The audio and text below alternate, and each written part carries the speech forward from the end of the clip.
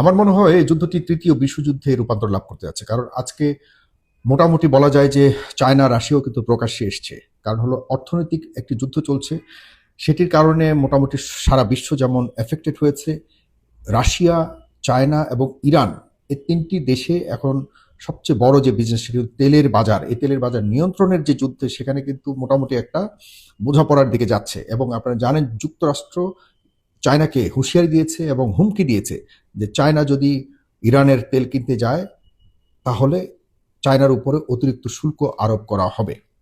এই হুমকির প্রেক্ষিতে রাশিয়া বলেছে যে আমরা চায়নার কাছে তেল বিক্রি করব। তার মানে বড় দুটি শক্তি অলরেডি যুক্তরাষ্ট্রের হুমকির বিপরীতে তারা স্ট্রংলি যুক্তরাষ্ট্রকে জানান দিয়েছে, এবং যুক্তরাষ্ট্র যখন বলেছে যে আমরা অতিরিক্ত শুল্ক আরোপ করব, চায়না পাল্টা হুমকি দিয়েছে যে এরকম যদি মানে ইরানের তেলকে কেন্দ্র করে যদি চায়নার উপরে এমন ধরনের ব্যবস্থা গ্রহণ করা হয় তাহলে চায়না ভয়ঙ্কর পাল্টা প্রতিশোধ বা প্রতিরোধ করবে। সুতরাং কার্যত আমরা দেখতে পাচ্ছি যে যেহেতু আপনার ইরানের উপরে এখন অবরোধ চলছে এবং সেখানে কোনো ধরনের শিপ যেতে পারছে না, ইরান বলে দিয়েছে যে তারা তাদের আগের অবস্থাতেই রয়েছে, হরমুজ প্রণালী দিয়ে কোনোভাবেই তাদের শত্রু দেশের কোনো ভেসেল, কোনো ধরনের শিপ যেতে পারবে না। কিন্তু অবরোধের কারণে, যুক্তরাষ্ট্র অবরোধের কারণে এখন কোনো শিপ, আন্তর্জাতিক কোনো শিপ ইরানের কাছে তেল কেনার জন্য যেতে পারছে না এবং ওখান থেকে বেরও হতে পারছে না। সুতরাং এখানে চায়না বড় শক্তি হিসেবে দেখিয়ে দিয়েছে যে তোমাদের অবরোধ থাকা সত্ত্বেও আমাদের বন্ধু রাষ্ট্রের কাছে আমরা যাব এবং তাদের কাছ থেকে তেল কিনবো এবং তাদের হরমুজ প্রণালী দিয়ে আমরা আসা যাওয়া করব। এটি করেছে। এবং সবচেয়ে বড় যে একটি বিষয় এখন দাঁড়িয়েছে সেটি হলো অস্ত্র কেনা বেচা অথবা অস্ত্র সরবরাহ। আপনারা জানেন যে চায়না ইরানের সবচেয়ে ক্লোজ বন্ধু দেশ। চায়না ইতিমধ্যে ইরানে অস্ত্র সরবরাহ করবার একটা গুঞ্জন উঠেছে, সেই গুঞ্জনের প্রেক্ষিতে কিন্তু যুক্তরাষ্ট্র হুমকি দিয়েছে, তারও পাল্টা হুমকি দিয়েছে চায়না। তবে চায়না, আপনারা ভালো করে জানেন যে যখন জেডি ভ্যান্স সরকার তার নেতৃত্বে ইসলামাবাদে আলাপ করতে আসে মেক অর ব্রেক আলোচনায়, সেখানে কিন্তু বারবার ডোনাল্ড ট্রাম্প হুমকি দিয়েছিল যে কোনো কারণে যদি চুক্তিতে না আসে ইরান, তাহলে ইরানকে আবারও যুদ্ধের মুখে পড়তে হবে এবং আগের তুলনায় আরও ভয়ঙ্কর আক্রমণ করা হবে। সেজন্য আন্দোলনের দুঃখিত আলোচনার শেষ হবার আগেই তিনি হুমকি দিয়ে যুক্তরাষ্ট্র থেকে মধ্যপ্রাচ্যে কিন্তু অস্ত্র, গোলা বারুদ পাঠানো শুরু করেছিল, যুদ্ধ জাহাজ আসা শুরু করেছিল। প্রেক্ষিতে চায়নাও কিন্তু বলেছে আমরাও কিন্তু ইরানের কাছে বন্ধু দেশ যেহেতু আমরা অস্ত্র তাদের কাছে সরবরাহ করব।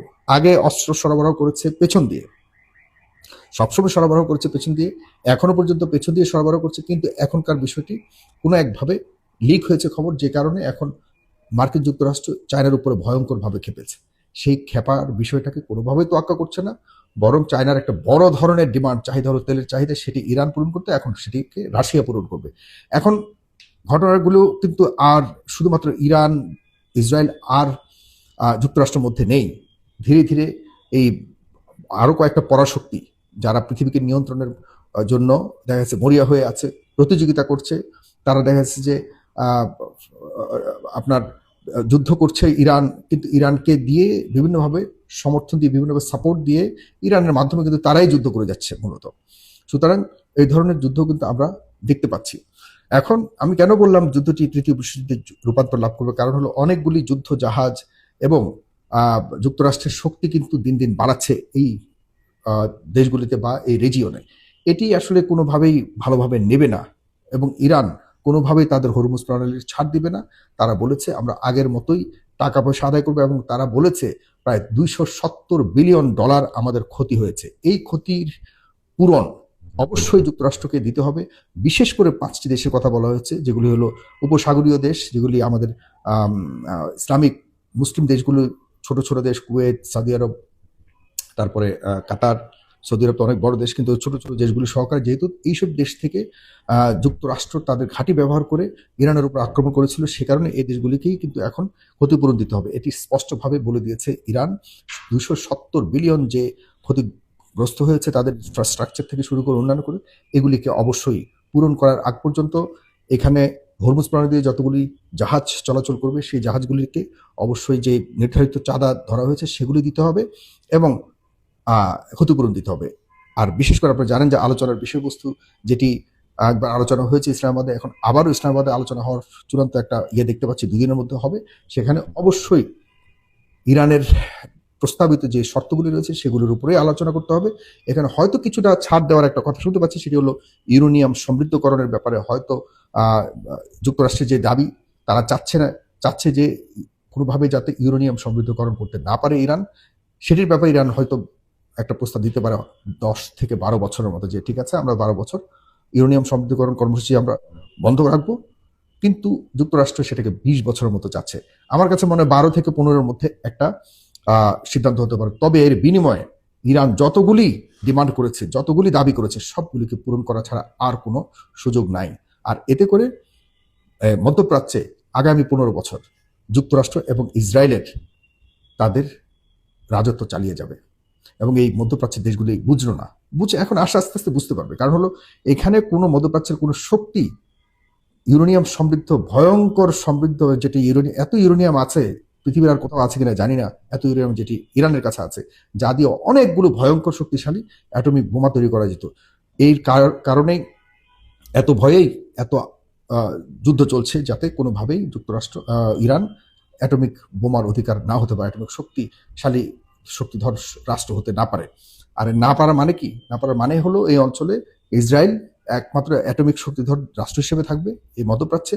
আর এই শক্তি দিয়েই যুক্তরাষ্ট্র এখান থেকে তেল, আগামী 15-20 বছর পর্যন্ত তেল নেয়ার যে চুক্তি, এটা আসলে যে ইউরেনিয়াম সমৃদ্ধকরণ বন্ধ চুক্তি, আসলে বুঝে নিতে হবে আপনাদের যে তেল শোষণের চুক্তি। এটা মধ্যপ্রাচ্য থেকে আরো 15 বছর এই অঞ্চলের বাচ্চাদেরকে মানে শোষণ করে এদের শাসন ব্যবস্থাকে এভাবে কোনো রকম টিকিয়ে রেখে আগামী 15 বছর এই ইহুদি রাষ্ট্রগুলি, আর বিশেষ করে যুক্তরাষ্ট্র, তাদের অর্থনীতিকে ঠিক রাখতে পারবে, তাদের জনগণকে এই সারা পৃথিবীর কি বলা যায়, সর্বশ্রেষ্ঠ জীবন ব্যবস্থা দিতে পারবে।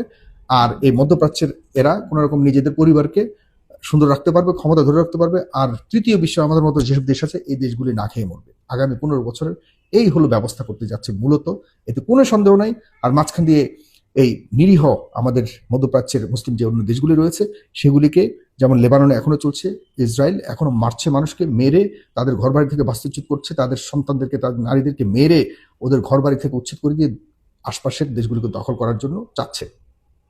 এটি ইরান বুঝতে পারার পর যতই এগিয়ে গেছে, ততই তারা মার খেয়েছে, ততই তারা ধ্বংসের সম্মুখীন হয়েছে। ইরানকে সেই 1979 সাল থেকে শুরু করেছে, এখন পর্যন্ত ইরান কারো কাছে মাথা নত করেনি, সেই অবস্থাতে রয়েছে। সুতরাং এগুলি বোঝার জন্য অনেক বড় ব্রেইন প্রয়োজন, এবং মুসলিমদের ঐক্য না হলে পরে কখনোই এই শোষণ থেকে বের হতে পারবে না। এটাই হলো বাস্তবতা।